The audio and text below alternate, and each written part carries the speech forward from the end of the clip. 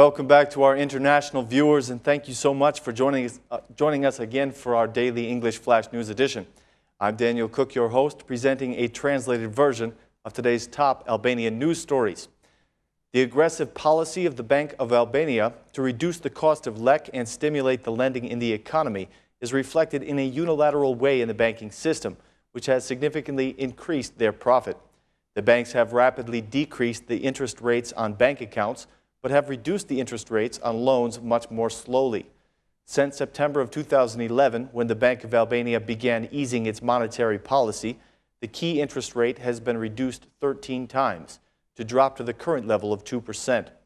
According to the data from the central bank for the same time period, the difference between credit and deposit interest has increased from 5.46 in September of 2011 to 7.3 in March of 2015. This difference testifies to the risk that the banks perceive in the Albanian economy. The loosened monetary policies of the Bank of Albania, which have been trying to lower the cost of lek for 3.5 years, seem to have been more effective in reducing the interest on deposits, while affecting interest on loans very little. This has significantly increased the profits of the banks. The data from the Bank of Albania shows that during the first quarter of this year, the banking system resulted in a profit of 5.86 billion lek, an increase of 30% compared to the same period a year ago. This record level of profit is considered to be abnormal by some experts, who argue that in a time of economic crisis like Albania is going through, it is almost impossible for the banks to achieve such high profits.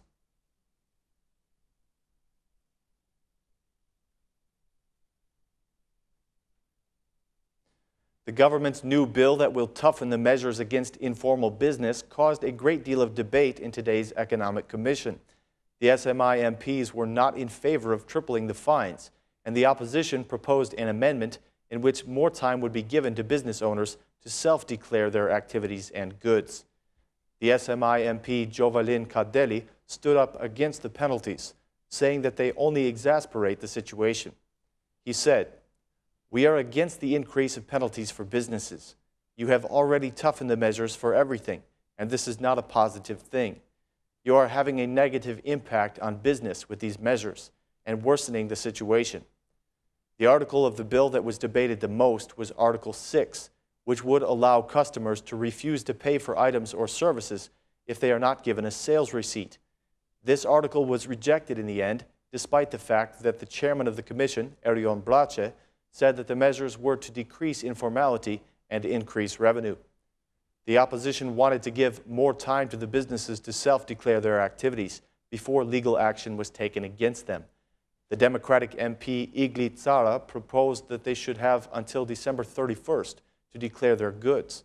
The bill will now pass to Parliament for approval in tomorrow's plenary session.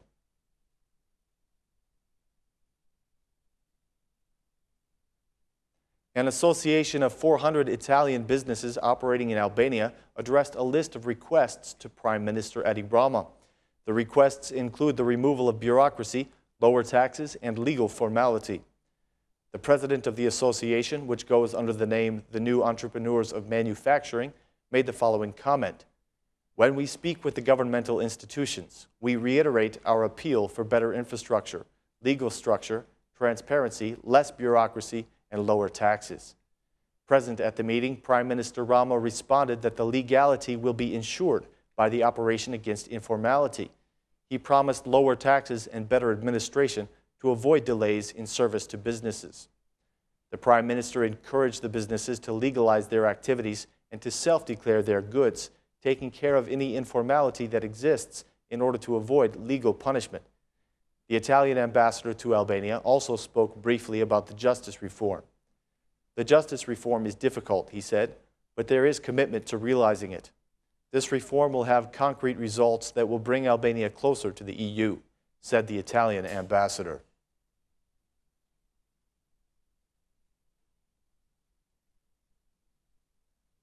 At today's meeting of the Democratic Parliamentary Group, the Democrats had tough words for Albania's government.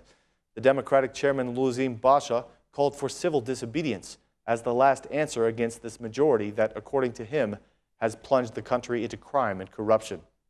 His direct quote was this: "Civil disobedience is calling strongly as the only fair response to governmental wrongdoing and crime." Basha did not announce a date for a civil protest, but the political statements of the opposition implied that protests are going to be involved in their strategy. Mr. Basha made the statement that decriminalization has now become a national emergency. Speaking on the draft that the opposition had already submitted, Basha said, "We want the adoption of the bill by consensus, reflecting the socialist and SMI suggestions. We want the adoption of the law, and we want it to be implemented immediately." He continued with claims about the elections of June 21st, saying that dirty money was used to buy votes. He said that the international partners in Brussels and Washington were scandalized by the actions of the Prime Minister, who appointed people with criminal records to important public offices. Mr. Basha went on, "The operation against informality is nothing but government propaganda and does not point the finger at the real tax evaders who are close to the government or the evaders from the world of crime who are businessmen today." Mr. Basha feels that the whole operation is a ploy to reclaim the money that was stolen from the tax and customs directories. He called the country's business owners to join in the Democratic Party protests.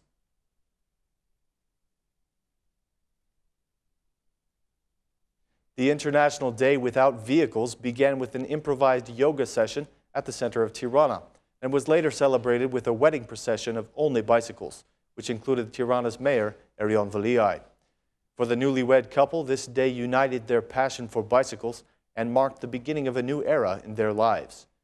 Bicycle lovers will also be able to enjoy a museum that portrays 100 years of bicycle history. The display is being set up near the National Museum.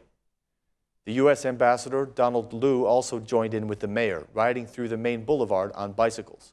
Mayor Valiai announced that they will do the same thing on November 17th for the Tirana Liberation Day. He made the following comments. "Today, Tirana was cleaner than ever. The city we inherited is not ideal, not for pedestrians, and certainly not for bicycles. Soon we will turn the center of Tirana over to the children. Today they are breathing fresh air. Today the air was 4 times cleaner than on a normal day," said Mayor Valiai. The Sensitizing International campaign is primarily focused on the kids, and the kids of our city were able to ride their bicycles around the boulevard without worrying about cars today. Some of them said that they wish that this day would never end, because the safety they felt today cannot be found on ordinary days.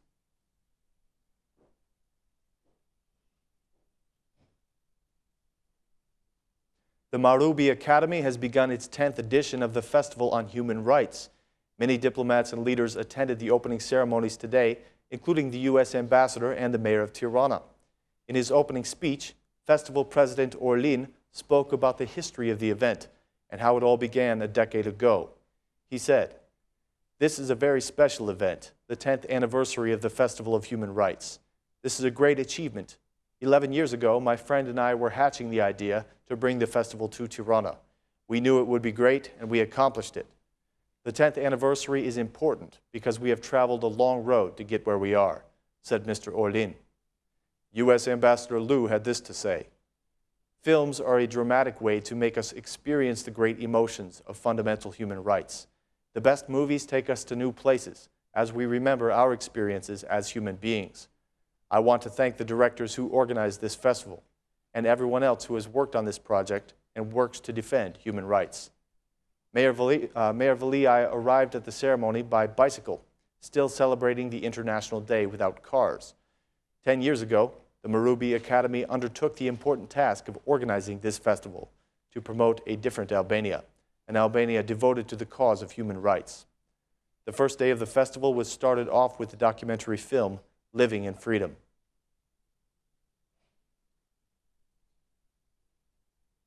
Thanks so much for choosing Aura News as your source for English updates. Please join us again at the same time tomorrow.